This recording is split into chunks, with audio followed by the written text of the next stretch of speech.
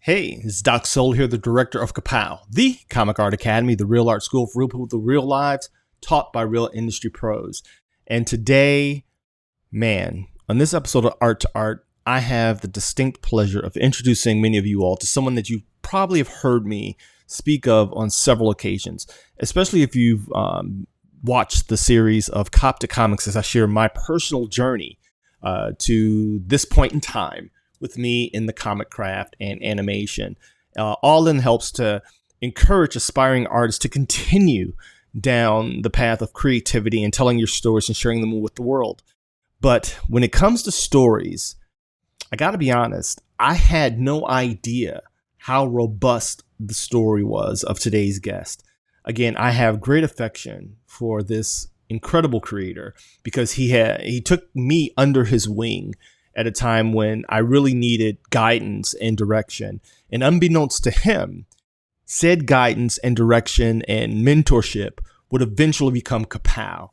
And you can tell by this conversation, hopefully, that that our relationship has endured over the years. And please understand, the audio is as optimized as I can get it. He's had a few surgeries, so his voice is a little low, but hopefully you guys can turn on the closed captioning and get all the history that this man has to share, because you don't want to miss any of it. And so check out this Art to Art session with my friend and mentor and comic art and animation legend, Doug Rice. Check it out.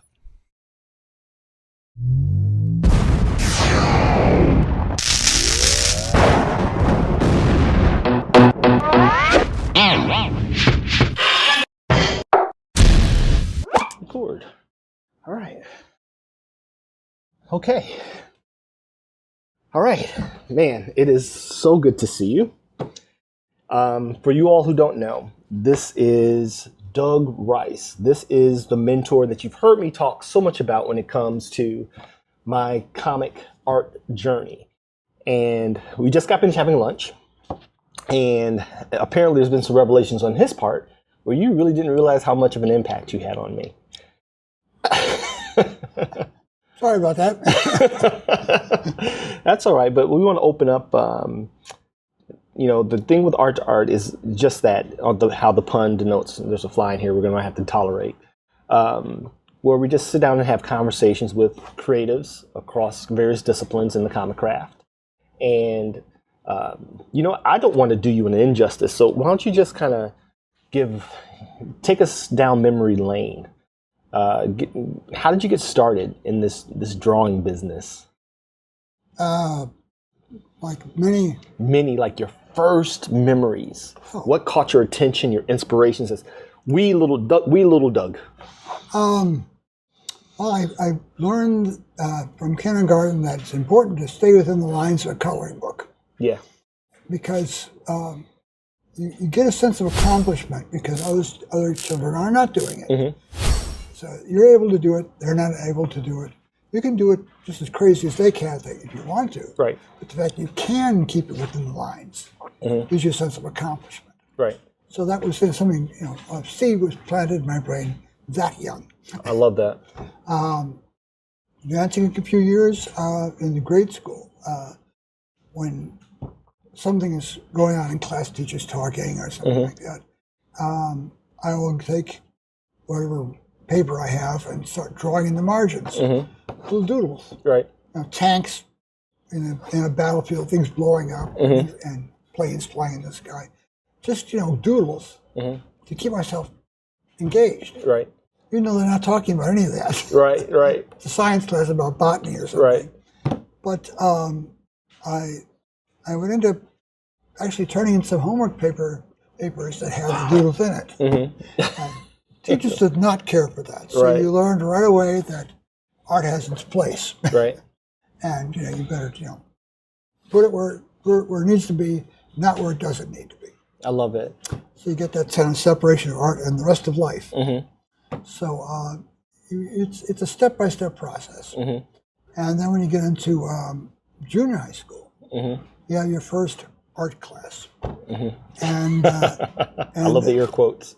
Well, it encompasses to explain to students what art is. Right. And it's not just, paintings or drawings. Right. It's also singing Yeah. and dancing and sculptures and all Sadly, kinds of those stuff. classes no longer exist in So elementary. they explain the whole process. Yeah. And once again, the diversity of art was thrown out to me. Yeah. And I was able to apply that knowledge to my own personal life, where my brother and my sister and I were collecting comic books. Okay. We've been collecting comic books since we were, grade school age. We're doing it. We got the first DC comic books featuring Superboy and Jimmy Olsen and Lois Lane, and then you had the Batman's World Finest, Right. Superman, Right. and got the first Green Lantern and Flash comic books, and then all of a sudden in the early '60s, Marvel happened, Right. and I got my first issue of Fantastic Four. Oh wow. And it was a mind blower because it was just so different. Right. Even You don't happen to still have that, do you? And even though the artist who worked on Fantastic Four, a guy named Jack Kirby, was also doing work at DC and Green Arrow and the Challenges of the Unknown and a bunch of other stuff. But his work on the Marvel stuff was just much looser and much more involved. Right. And he was able to do not just a 6-page story or 8-page story. He did a whole book. Wow. And then he did a whole book of Thor. Then he was doing layouts for Hulk. He was a monster, though. And he kept doing work for DC. He was just a machine. Like I never fully appreciated Kirby personally until I got in my 40s, right? Because as you know, we're products of our time as far as influences, right? What's right in front of us. And Kirby preceded me. For me, it was a reach going back to John Buscema and those guys. So most of my primary influences were more. If I had to give anybody, I hate giving him any credit, it would probably be John Byrne, right? When he was doing his stuff, that was my first really like, oh my gosh, this stuff is amazing. And I say that because I had a negative Byrne interaction years ago, which I've heard. I'm in good company, right? And so anyway, but he was kind of like he was the elder statesman, right, of the craft when I came in, right? He was certainly the big giant in the local pond in Chicago, yeah. Yeah. He was huge. Yeah, he was huge. And so when you hear about when I discovered Jack Kirby, I didn't discover him. People were always, he was sacrosanct. You couldn't say anything negative about. I didn't like his work, but it wasn't until I read his biography and I saw his some documentaries on him, and when I got the full scope of what he brought to the table, you know what I mean, as far as it's staggering. Yes, it is mind-boggling, and his level of productivity, like you said, how we're talking about a dude that was finishing books in like a week. I'm like, are you kidding me? You know what I mean? Who does that? And so then when I look back on this stuff, I had context. I'm like, okay, now I'm a huge Kirby fan. But this was this was I was in my 40s that I came to appreciate him like that. When I actually let me find out what the big deal about this guy is. So the fact that you came up during that era. Very, very early adolescence. Yeah. Kirby was a huge gateway drug. Yeah. Comic books for art. It made me realize I didn't want to just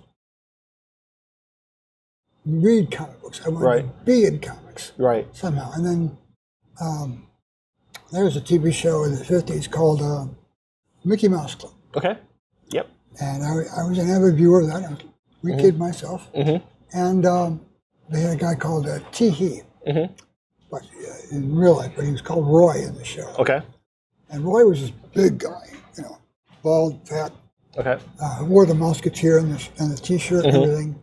And he would come on with a big, huge drawing easel and markers, great grease paint markers. And the Musketeers would be off to the side singing this song, saying, "That's our boy, Roy, quick on the draw, the boy, Roy." Right. He's real down tootin'. He's the fastest drawer you ever saw. And they would sing that, and he would draw while they're singing that. Wow. A character from Disney Comics. Wow. Animation. Donald Duck, Mickey Mouse, Whatever, right. He would just... But it was magical, It wasn't was it? right in front of you, real time. And you're like, whoa. And I realized that's where that stuff comes from. Wow. Somebody draws it. Wow. And that's how you do it. Wow. It can be done. And it's a matter of just learning how to do it. And so once that seed was planted then, years later, I was looking at Kirby and all the new Marvel comic books, all the new ideas. He and another artist, Steve Ditko. Yeah, Spider-Man. Yeah. Spider-Man, Doctor Yes. Strange. Tripped my trigger. He said, okay, that's what I want to do. I want You knew it right then and there. About how old were you then? 11. Wow. And I realized I was more gravitated towards Steve Ditko because his work was so raw Okay. in terms of constructionism. Right. I mean, Kirby's was really loose and abstract and getting more abstract as it Right. went along. Right. But Steve Ditko was tight. He constructed faces and bodies and poses for everything. There was an attempt at realism, even though it was simplified. He had his own. He developed his own take on anatomy. Yeah. And it worked from any angle. Right. And I loved what he was doing with it. The folding cloth and everything. He really worked at it. Okay. But it was easy for him. And once again, I was captivated by that mastery that he had. And I always, began drawing. I took what little I could from that and from Kirby. And when I was about 14 years old, I got my family bought me an opaque projector. Oh, really? A little plastic opaque projector. And it was the kind of thing you could put it over a comic book panel or something. And project it on the wall. Yeah, yeah. And I would tape paper to the wall. And I would project the image of what I was interested in. And there was a picture of Captain America. I did a tracing on the wall of the Captain America outline, just how it was constructed, no color or anything, just the black outline. Right. And I had to work fast because the light bulb would burn the paper. It kept it on. Okay. But when it was done, I was looking at this drawing. It's nothing but line work that I placed it. I said, okay, this hand goes this way, and this fold goes this way. The arm folds this way. You were learning. And look at the size of the hand on the guy's face. It's so out there. Right. It gives you the sense that it's really coming at your face. Right. And I learned just from drawing the lines myself around a drawing that's already been done. Yep. To feel how the thing Right. put together. You were problem solving in real time. But you were just trying to navigate what you were seeing. And I did one other one using a drawing technique. Showing is a reprint from Pulp of the Shadow. Oh, okay. And it was The Shadow knows. Ed Cartier was did this shadow coming leaping into the room kind of thing. And I did the shadow character. And the whole point of doing that was to get the light and the shadow part. Because you work with the character. Right. Parts of the character lit up, parts of the characters are coldly in black. And that taught me a lot about why things are the way they are, what a light source is, and what the shadow represents, right, and how it can both dynamically show a silhouette and still be mysterious. It was once again eye-opening. Just those two drawings, right. Captain America leaping forward and the shadow and moving across the room, and it was. The only time I ever used the opaque projector. After that, I had too many answers. Okay. I now wanted to, make my own new questions. Right. By working it out myself. And I began drawing more and more and more. And it became addictive. And finally, my parents said, I'm spending so much time in my room. They got me a drawing board. It's like put up or shut up kind of thing. Right. Right. And it was heaven for you. I was in there even more. I love it. I love it. So, when you were during that time, what would you say was Mickey Mouse Club? What got you initially? What was the first thing? Because you started off with you were doodling, right? Had you seen someone in your family artistic? Was it something that you just picked up out of curiosity? Usually, like for me, when I started, I tell people I got into comics by proxy, right? But my gateway was cartoons, right? And Mary Marvel, all that stuff used to come on, and and I used to sit down in front of my grandmother's big screen TV and just try to draw what I saw. Even though they were moving, I was trying to lock in certain poses and reproduce them, you know what I mean, in real time. Well, it's kind of funny because the Marvel superhero animations were essentially stripped out of comic books and just moved across the screen. very badly moved. Yeah. No, I was fascinated by cartoons from the first ones I remember seeing were the Mighty Mouse cartoons back in the 50s. And there's Crusader Rabbit. Yes. And then there was the first Huckleberry Hound things. The ones that really got me were the ones when they began showing Warner Brothers cartoons. Now, in my case, from the 60s into the 70s, mostly all through the 60s, really, WGN showed the Ray Rayner show. Early morning, every weekday. And it was something you saw before you went to school. And he would have at least 2 cartoons from Warner Brothers lineup every day. Really? And there turned out to be a lot of reruns and all that. But the thing of it is, whatever else was on TV at the time, those Warner Brothers cartoons are always worth seeing again and again and again and again. Which is what happened. I saw them a lot. And I found that the brain is a sponge. Yeah. Certainly mine was. Right. And things that really appealed to me stayed there. And the Warner Brothers style stayed there. The Disney style, squash and stretch, stayed there. And even though I wasn't really drawn to the comic book end of things, the animation aspect stayed there. So I had two ambitions after a while. I wanted to do comic books, and I wanted to do animation. Right. So once again, that's 2 more things a lot of my friends had what they wanted to do with their lives. They didn't know. Right. I knew. I totally focused. Yeah, you had that focus. That's amazing. I'm always very envious of people that have that level of clarity, at such an early stage, because Lord knows I didn't.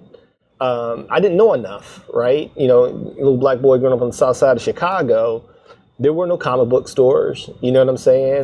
That wasn't a thing. They weren't even in the spinner racks or in the stands back then when they were in the newsstands. So everything I got was from literally my granny's funnies that she would pull out from her daily Chicago Sun-Times and Tribune, right? And the Sunday funnies, and whatever came on television that was animated. That was it for me. Had no clue on how they were made, had no clarity of direction. I just, again, to your point, it stuck. I was like, this stuff is, and I just started drawing. The first person I ever saw draw, though, that made the connection between drawing was my mom. And I remember I was probably around 3. My grandmother, when she was alive, she said I was 3. But I remember it so vividly because she sat down and she was the artist in the family, right? And she sat down and it was a piece of yellow ruled paper. Most people probably don't see yellow ruled paper much anymore, right? The long yellow ruled paper. Legal pads. And she sat down and she drew a little girl right in front of me. And I'm watching this in real time, and it was my mom. And my grandmother said, she says, from that moment on, you started drawing everything. And I was like, I remember that little girl on the piece of paper. And my mom and I would talk about it, especially right before she left, because she's my biggest supporter for my art. But she remembered that, and she was surprised that I remember that little piece of paper. It's just, that was the inflection point for me. You know what I mean? That was the big bang for me. I can draw. And then all the stuff on television, comics, comic strips. That's all I got. That's how I got Spider-Man. I didn't know comic books existed. I didn't get into comics until what? Maybe 12. You're depraved on account of you're deprived. I know, but that's why I say I'm envious. You know what I mean? Because I think inspiration, though, it strikes like lightning, regardless of where it comes from, right? When it hits you, it hits you. Now you just have to find out the other stuff, you know. For you, drive is either in you or it's not. It's not. It's in you. You can go anywhere. You can do anything. You can do anything. If you give yourself that kind of permission, you have a lot of negative feedback, and once you've made these decisions of being, creative. Right. Being a creative is something that people say that's not a real job. Right. Nobody pays for that. Right. Well, I have an answer for that. Want to buckle up? This is a pretty big one. Okay. You can look around here, and you'll see two things. The natural, which is like you and me, right, and the artificial. Yeah. Artificial is everything that is designed and built by man. Yes. Humankind. And that is a lot. It is. Clothing. It is. Yeah. Building. Yeah. Wiring. Plumbing. The street outside. Yeah. It's all been designed by someone. Right. At some point. Yes. And redesigned in many cases. And people take that for granted. I think so too.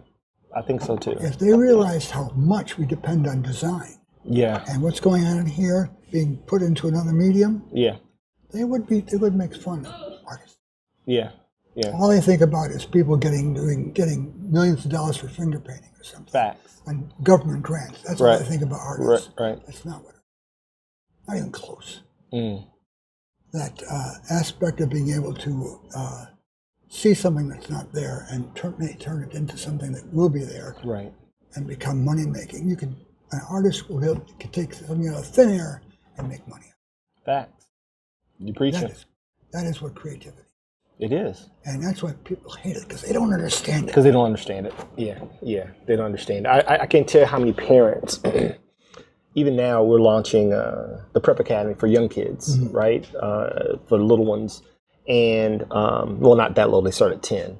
But a lot of parents, the first question they ask is, well, can they make a living doing this?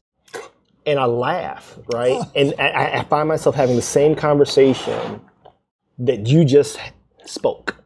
And I start breaking that. I said, do you realize that? What's really sorry is that people can make millions by employing people like that. Yes.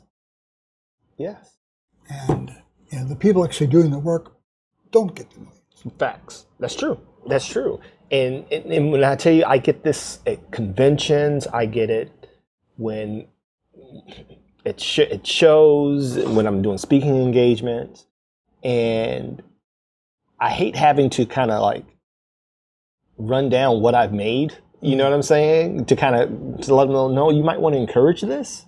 You know, all they have to do is get the skill set, and you have to nurture that, and as a parent, that's probably the most important thing you can do. Like you said, your parents got you a drawing board. You know what I mean? My parents did the same thing. For me, it was my godmother, who was my mom's best friend in high school, who has always been there. You know what I mean? She's the one that got me connected with Startoons. I got out of the military. It was my godmother. It was like, hey, Gail, do you remember John McClanahan? She's like, yeah. She says, he worked at Hanna-Barbera, and I'm getting out of the military. I'm like, come back to Chicago. I'm like, who is this dude? And when I saw there, it really was there for me when I met you that opened my eyes to the possibilities. You dig what I'm saying? Because prior to then, it was, I'm just floundering. I'm just sketching, copying what I see in comic. You know what I mean? I'm doing that kind of stuff. All journey stuff, which most of us had to do at some point in time, right? But I think that if more parents were as encouraging as yours were, and had the information that you just gave freely, that everything everything was ideated, illustrated, and eventually outputted by a creative. Everything. Well, John McClanahan of Startoons hired good people, Yeah. talented people, and you obviously had aptitude. Mm-hmm. Or you wouldn't have bothered even if it wasn't for a friend. Facts. Thank you. The whole the production pipeline, they called it, that, in animation is something that requires creative people working together, like a well-oiled machine, in order to make deadlines Right. and do good work. And there's a supportive effort from every one step to another to make sure everybody is given the kind of work, supporting feedback that they need to do a better job, do the best job they can, and make sure everything flows smoothly. You don't want to ever be a logjam in a system like that. And I was given, I had no training in animation when they hired me. Seriously? None. I had no training in comics either. So before we get there, take us up to the point to where you started doing it professionally, right? So take us from... Where we left off, I had a drawing board. Drawing board, yeah. What's that? Well, yeah. I did some cartoon work on the high school newspaper, student newspaper, and then I joined the service. I was in the Air Force. And, oh, wow. That I didn't know until we had lunch today. Yeah, I didn't know that. I did some cartoons in the base newspaper. Okay. So, I keep in my hand, I kept drawing, but I really had no outlet. But I did discover fandom, comics fandom, in the Air Force. Okay. And I began submitting work to the Fantastic Fanzine, Gary Groth, a very famous comic fanzine in the 70s. Okay. Early 70s. And I spent my last year in Vietnam. And when I got out, I was discharged, and I found myself getting involved with a science fiction group where I went to college at the University of Illinois Circle campus. Circle, okay. Yeah. And they put together the only literary magazine on campus, which is a little Science Fiction Society collection of short stories submitted by students. And I did illustrations for that. Okay. I even did a story for it. But that publication, which was monthly. Where'd you go to school for, though? Did you go to school for humanities? You went there for humanities, and you were drawing the entire time. No, it was studies. Okay. I was drawing on my own. Okay. You had to take required courses before you could get admitted to the art school. Okay. Okay. I was all ready to go to art school. When it came time my junior year to enter the art school, they lost my records. Are you serious? Somebody had slipped them some money to get their kid ahead in the line. This is a long way. And that's why I placed it on myself. And I would have to go through the whole process all over again. Wow. So I walked off the campus and never came back. Are you serious? Wow. And now, I was, my GI Bill was taking care of the college thing, but that gravy train was over. So I had to realize, if I'm going to do anything with my artwork, I'm going to have to do it on my own. So what do you do in that situation? Well, I called up people I knew were in the industry. One guy I knew, Jeff Darrow, did the big guy in Rusty these days. Did you just reach out to them cold? Had you met them somewhere? I met these guys before. Okay. They were aware of me. I was aware of them. Okay. We went our separate ways. But he was working in Disney. Things like Black College and things like that. And he told me, animation's terrible. You don't want to do it. It's dying. It's bad. And everybody's trying to figure out what to do next because it's just a clusterfuck. Right. Okay. And that's very discouraging because it used to be the epitome. Animation. Right. Nope, not then. And it looked like animation was going to die at that point. It's even bad for television. And comic book work was, I tried that too. I went to the offices of Marvel, left a big portfolio of stuff. They put it in a pile that was like this high, and never heard back. You're like, good luck with that, right? Apparently, that pile hadn't been touched, and got cobwebs on it. Right. So you went to New York. This is when Marvel was in New York. This is when New York. And DC was right across the street. Pretty much. Yeah. Wow. So that wasn't going to happen, and so I went back to Chicago, and I figured that might be the end of it, but it wasn't. Okay. There was comics fandom was just beginning to start. Okay. And they had a comic collector's This is the meeting. 70s? This is the, yes. Okay. Mid-70s. Okay.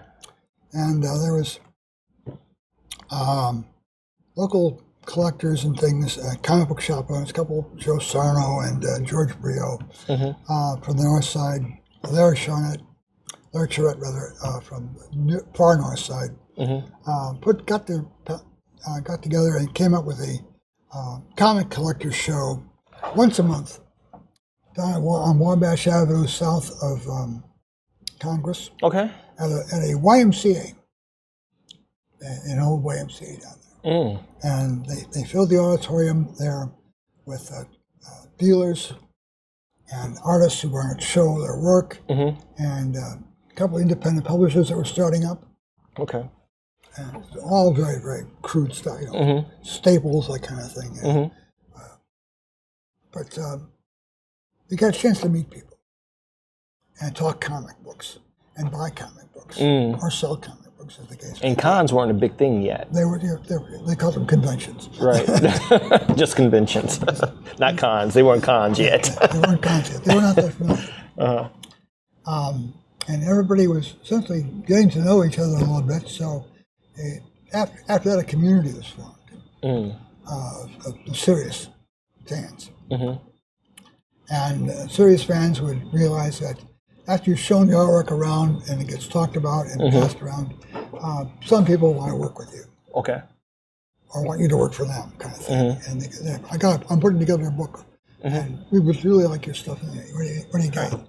And I didn't have anything offhand. I just drew. Right. I said, oh, there's a thing out there I've been really keen on called Japanese animation. Back then it was called Japanimation. Japanimation. Yeah. Back then, yes. And now anime for all you young folks. There's a nationwide group called the Cartoon Fantasy Organization. Okay.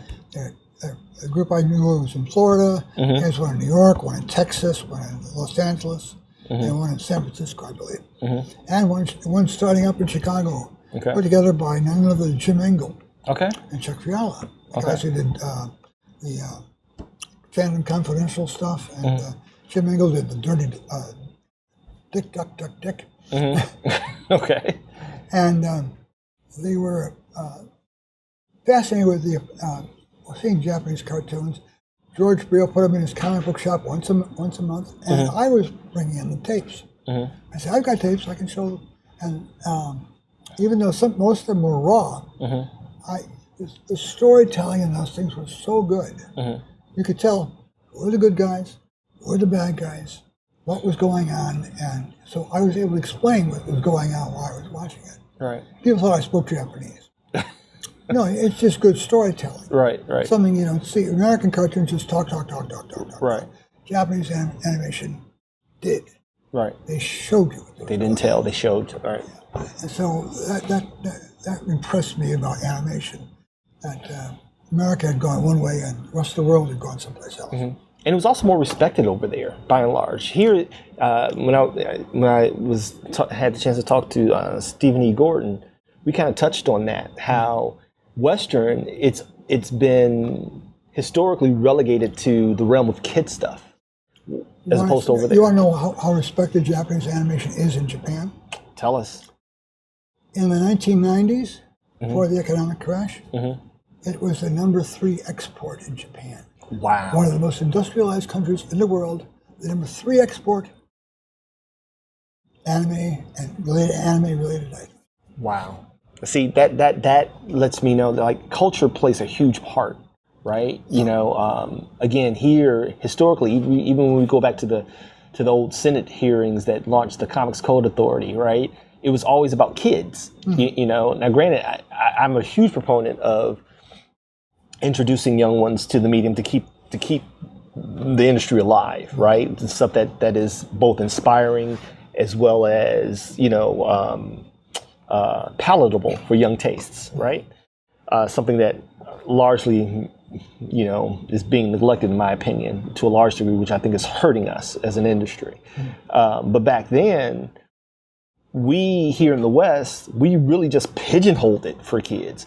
Over in the East, it's a major form of entertainment. It always has been. They're the rock stars over there. Yeah. My time in Japan, I spent 8 days, 7 days and 8 nights in Tokyo, in the Shinjuku area, which is the working man's Ginza. And I hit a lot of shops. And there are some shops where you see more than you want to see in terms of the culture. Right. How un-Western it is. Right. In terms of their scope of interests. Right. And I realized that some people would die if they saw what was being shown on the shelves in some of those places. And I say, well, that's why we don't get a lot of that stuff over here. Right. But we in fact, we get about 10% of what's It's curated. It's very much curated. We get about 10% of what's really available over there, which is probably wise. And it's still, and the 10% that is here is massively successful, which is kind of telling to the scope, and the significance of the medium. Well, they're not lumped into these pre-selected genres. Right. Superhero, war comics, monster comics, romance, whatever. They have an entire genre based on cooking. Yeah. Which is like, how can you make a comic book about cooking? But there's an audience for it. No, I've seen them. I've got a couple, and the action scenes are when they're preparing the food. Yeah. Oh, they have a show on Netflix about this. I forget the name of it. The animation came later. Yeah, I know, but I was like, this is cooking, right? And these are real dishes too. Right. Just making stuff up. Right. And it's fascinating to see how they were able to visualize that as an action scene and make it interesting, drama, and build up suspense for preparing a meal. It's incredible creativity. Yeah, all that stuff you see on the Iron Chef and all those kind of shows started in manga. Yeah. Way back when. Wow. So you met these guys at the YMCA convention, and we became a tighter cliques when they decided they wanted to work with you. Okay. My group was put together by a guy named Dennis Meisinger. Okay. And he had a project he was doing with a guy called Joe Judd, publishing thing called Just Imagine.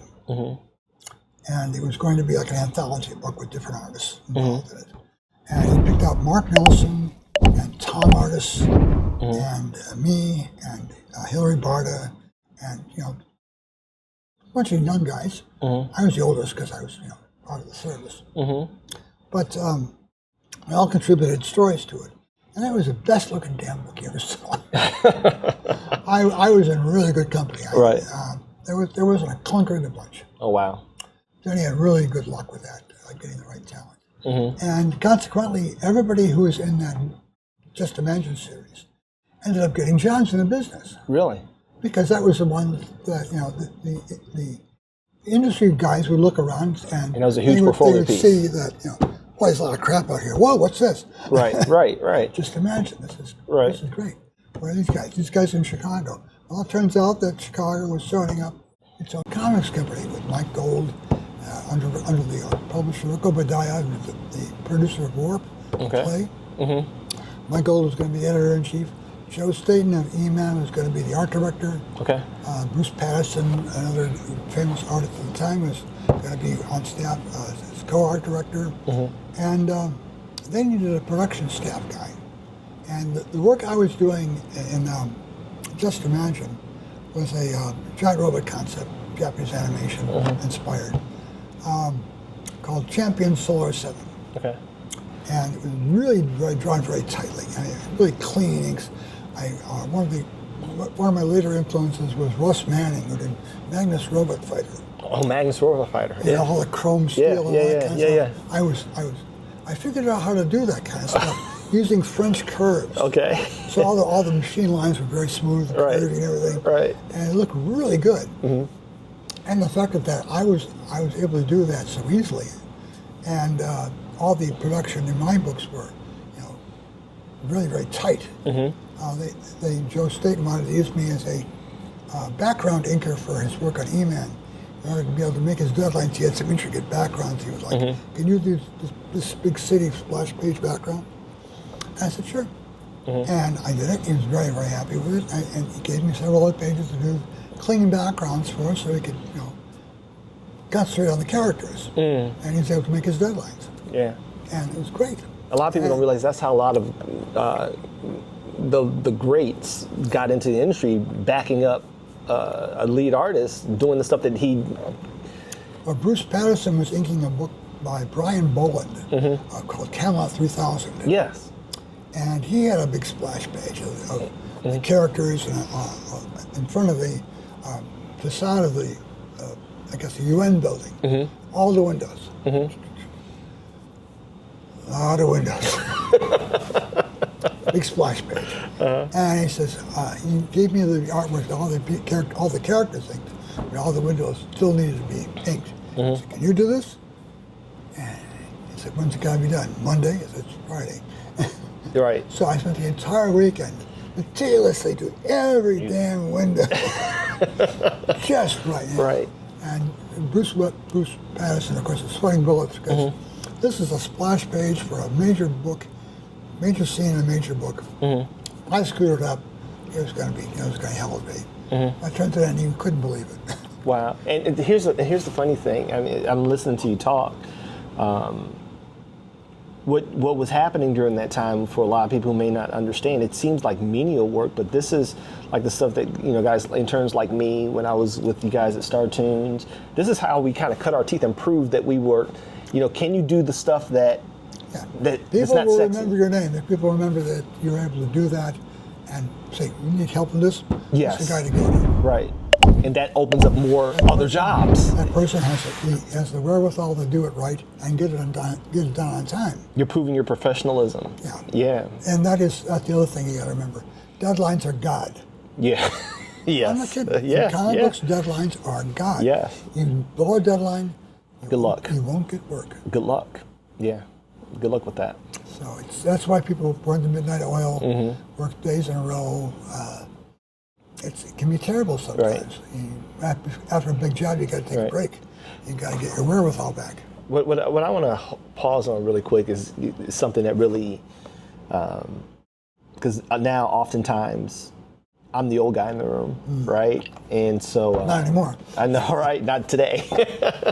I was a young spry guy when I met you, but now in many of the circles, I'm the old guy in the room, talking about how it was when we first got started. And one of the things that I found somewhat disturbing with new aspiring creatives is, number one, the unwillingness to pay dues, right? And really commit to, granted, I don't think it's any fault of their own, right? I think because of the advent of social media, where now if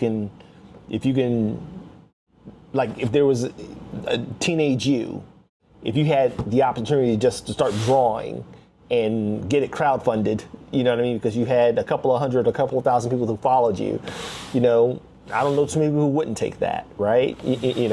So I don't fault them for it. But I think what has been lost has been, the benefit in paying your dues is the lessons that you learn, right? It's the lessons that you learn. It's not menial work. It may seem menial, but the payoff, I believe, are the building blocks for your creative future, if that makes sense. I would take it a step back further. Okay. What's missing, I think, is self-criticism. People will draw and polish themselves before they really are ready. Yeah. And they will take all the wonderful, "Oh, that's a wonderful drawing you've just done. It's wonderful. Right. Oh, I can't believe I can't draw like that. I can't even draw a straight line." Right. And they will say, "I must be good enough to draw." They're saying all that. Well, they're getting what I call premature invalidation, right? It's premature validation. And they haven't. Right. You really need that self-discipline in order to take a look at your work and say, "I'm not there yet. I need to work on this." Or even be open to someone that you trust to let you know. Like when I started with you, you acknowledged my talent, but you made it very apparent what my deficiencies, and that's what clung me to you. You know what I mean? If somebody will go to a convention with their portfolio, it's not always a happy ending. Yeah. They'll get a professional who will tear them apart. Yeah. And when I come across something like that, I want to take the artist and just slam him against the wall. Say, what are you doing? Right. But many of them aren't opening themselves up to that anymore, Doug. And that's like when I go to cons now, like I'm doing reviews of comic books, and these mostly pros, right? And you and I both know we all have our deficiencies no matter how long you've been in the game. It just takes another pro to point them out, 9 times out of 10, right? But when my experience with you, having you guide me, which was a huge blessing for me, I parlayed that when I started showing my stuff at cons. And so what I would do, this is what I would do, because I knew I was 6'1", 6'2" with my shoes. I'm black, buff, and most editors are small, Weasley guys, you know what I mean? I know that they would say they'd be honest, but some of them would be a little intimidated because they see this dude. So I would say, hey, my name is G.R. Perry. This is the artist on this solo. He's trying to break into the industry. He wants to know what you think. And they didn't know they were talking to the artist. And I just let them talk, and they felt, oh, okay, because they thought I was the agent. I was the rep, right? And it was actually me that they were talking. And they didn't know they were critiquing my own work.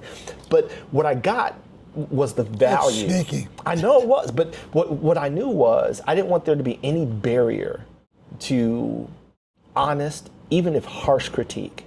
Because I knew from the time that I spent with you, the leaps I made then, I'm like, okay, let me continue this, even though I couldn't continue to be at the studio. You know what I mean? Because I want to keep getting better. Nowadays, people, because of social media, because now you can just build an audience, right? And it's a double-edged sword, right? We get to circumvent certain gatekeepers, right? There's benefits there.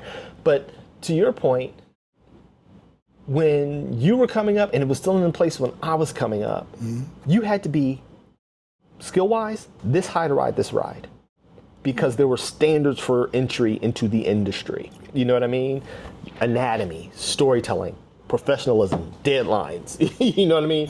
The whole 9 yards. You know, composition, light and dark shadow. You know, nowadays I'm looking at all these Kickstarters getting funded, and half of this stuff I'm like, dude, you're not really that good. You just have a following. And the tragedy there is that they may never get better. Yeah. Here we have it, part 1. Hopefully you guys are enjoying this sit down with my friend and mentor, Doug Rice of comics and animation fame.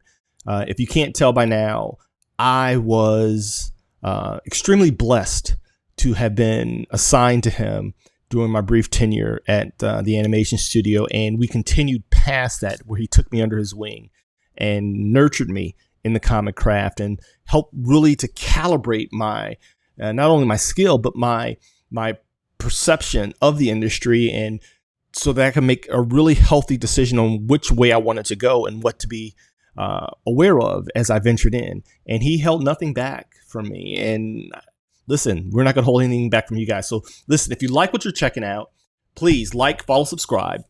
For more. I have great guests coming on in the future. We're going to continue this conversation next week as we dive a little bit deeper into this robust history. I'm a history buff. I don't know about you guys, but I'm a huge history buff. And because I believe therein lies gems that we can take to help catapult us into the future. And if you like more from me and my team of incredible artists, consider applying to enroll at Ka-Pow, the Comic Art Academy at teachutodraw.com. We are still taking students for our 24-25 school year, and we have also recently announced Panels and Gutters, our lower entry into Ka-Pow education, all live instruction by industry pros with you and your creative development in mind. That's how we do it here. And so without that, I'm out here. I'm out your life for this episode of Art to Art. Stay tuned for the next episode where we continue our conversation with the incredible, the incomparable Douglas Rice. And remember, as I always say here, life is short, so live, love, and laugh as if it's your last day on earth, knowing that when all is said and done, all that will ever be remembered is the life you've lived, the lives you touched, and the stories you've created. So, with all that said, what are you waiting for? Get to it. I'll talk to you later. Solo out.